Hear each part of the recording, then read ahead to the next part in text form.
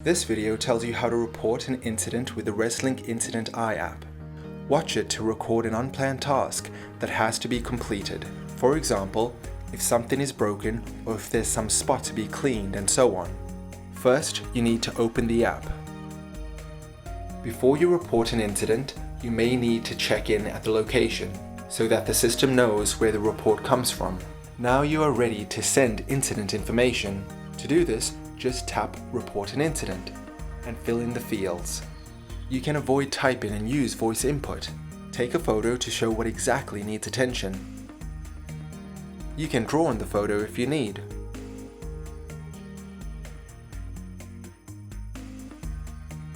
Enter additional information about the task.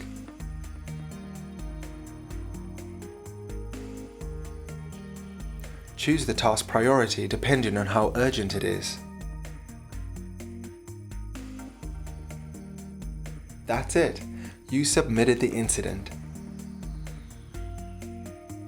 The manager can view it in the web service and assign it to the suitable agent. Now you know how to report an incident through the Wrestlink Incident Eye app.